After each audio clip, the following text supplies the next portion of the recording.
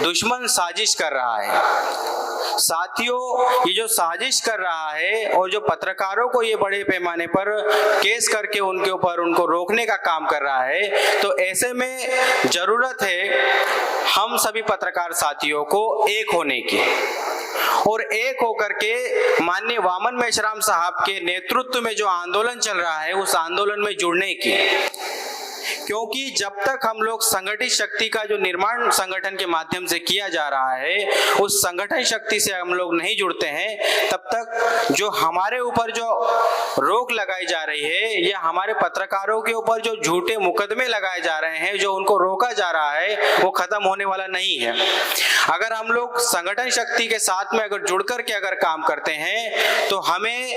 किसी भी प्रकार की कोई समस्या नहीं होने वाली है और जो हम हमारे उद्देश्य को पूरा करने के लिए जो हम लोग काम कर रहे हैं वो उद्देश्य भी हमारा पूरा होगा।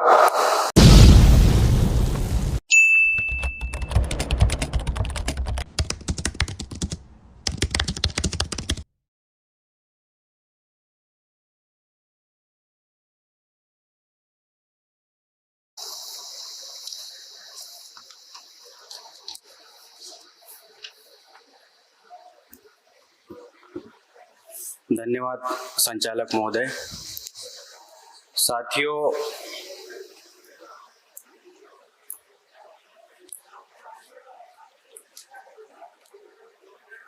आज जो बामसेप के राष्ट्रीय अधिवेशन ये जो हो रहा है और यहाँ पर सोशल मीडिया का जो विषय रखा गया है और स्पेशली जो नियम कानून नए नए बनाए जा रहे हैं और पत्रकारों के ऊपर जो केस किए जा रहे हैं, नहीं ठीक है, ओके। संगठन के माध्यम से 2014 से अभी तक जो हम लोग सोशल मीडिया में काम कर रहे हैं, संगठन ने अलग अलग राज्यों में अपने खुद के मीडिया सेंटर शुरू किए हैं और साथ ही साथ में इस गंभीरता को, इस निरंतरता को और तेज गति से बढ़ाने के लिए संगठन ने स्पेशली राष्ट्रीय अधिवेशन में माननीय वामन मेश्राम साहब के नेतृत्व में जो निरंतर प्रयास करके सोशल मीडिया की गंभीरता लोगों को बताई है, जिसके वजह से आज हम लोग देख रहे हैं कि इसको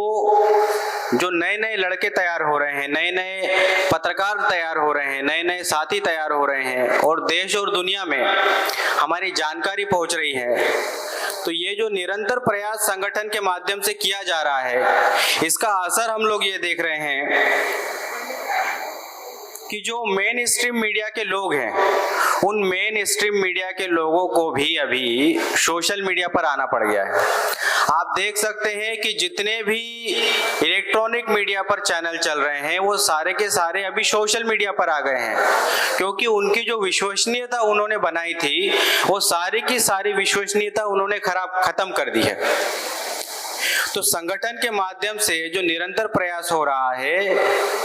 सोशल मीडिया की गंभीरता लोगों को पता चल रही है, उसके वजह से लोग बोलना शुरू किए हैं, लोग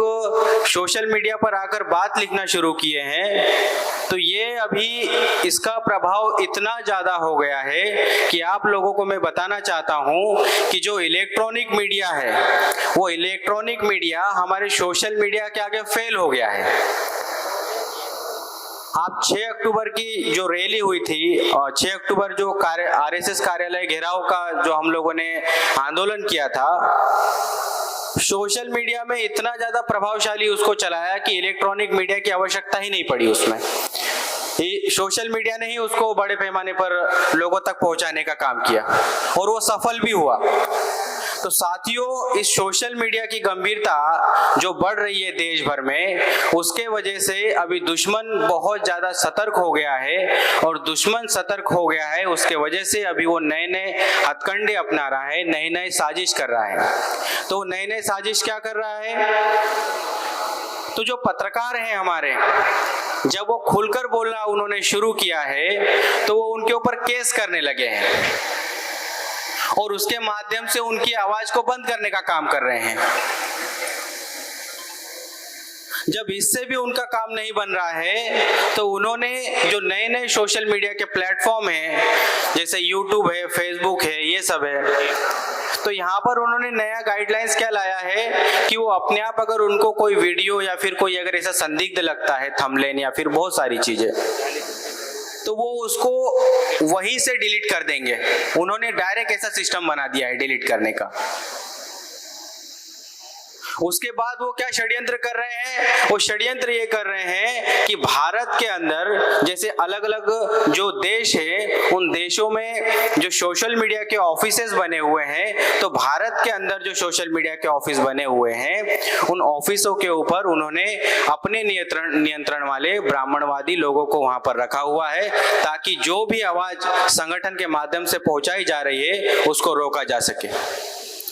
तो इस प्रकार के कई षड्यंत्र जो है सोशल मीडिया पर वो कर रहे हैं। वो आपका रीच रोक रहे हैं, बड़े पैमाने पर लोगों तक आप नहीं पहुंचना चाहिए, उसके लिए हमारे अकाउंटों को वो उसका रीच कम कर दे रहे हैं, उसका व्यू कम कर दे रहे हैं, ताकि ज्यादा लोगों तक ना पहुंचे। ये षड्यंत्र उन लोगों को इसके लिए करना पड़ रहा है क्योंकि जो संगठन शक्ति है, जो वामसेप का जो उद्देश्य है बड़े पैमाने पर लोगों तक पहुंच रहा है, और जो हमने उद्देश्य के लिए, जो उद्देश्य पूर्ति के लिए जो हम लोग आंदोलन चला रहे हैं, वो लोगों तक पहुंच रहा है। क्योंकि जो हमारी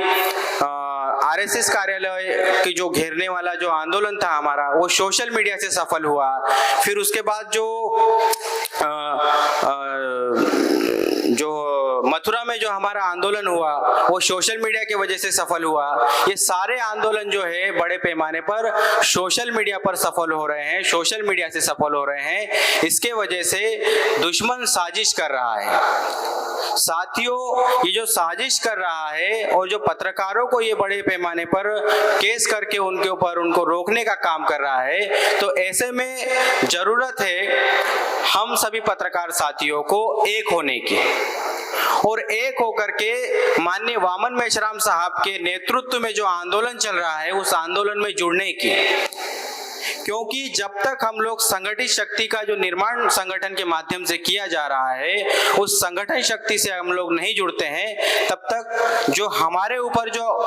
रोक लगाई जा रही है, या हमारे पत्रकारों के ऊपर जो झूठे मुकदमे लगाए जा रहे हैं, जो उनको रोका जा रहा है, वो खत्म होने वाला नहीं है। अगर हम लोग संगठन शक्ति के साथ में अगर जुड़ करके अगर काम करते हैं, तो हमें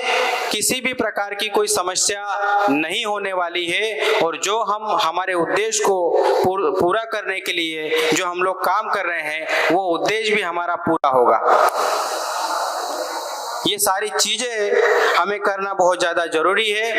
और आने वाले समय में हम लोग जो उद्देश्य संगठन ने निर्धारित किया है, उस उद्देश्य को हम लोग पूरा करने में सफल हो रहे हैं। मैं यहाँ पर आज माननीय राष्ट्रीय अध्यक्ष जी यहाँ पर स्टेज पर उपस्थित है, तो मैं उनके सामने एक बात कहना चाहूँगा कि हम लोगों को अभी जो पत्रकारों का जो संगठन है उसको बनाने के लिए भी हमें अनुमति दी जाए, ताकि जो पत्रकारों का संगठित शक्ति का हम लोग जो निर्माण कर रहे हैं, जो पत्रकार इधर उधर भटक रहे हैं, जहाँ पर उनका इस्तेमाल किया जा रहा है, सुरक्षा के नाम पर उन्हें बहुत सारी समस्याएं आ रही हैं, वो डरते हैं, पत्रकारिता नहीं कर पा रहे हैं। अगर संगठन और माननीय वामन मेश्राम साहब अगर हमें अगर ऐसा आदेश अगर देते हैं, तो हम लोग पत्रकारों का एक बड़ा संगठन बना करके वो जो उद्देश्य पूर्ति के लिए हम लोग आंदोलन कर रहे हैं उसको भी हम लोग सफल करने के लिए काम करेंगे। ये कुछ बातें मैं यहाँ पर बोल करके मैं अपनी बात यहाँ पर समाप्त करना चाहूंगा। यहाँ पर संचालक महोदय ने मुझे बोलने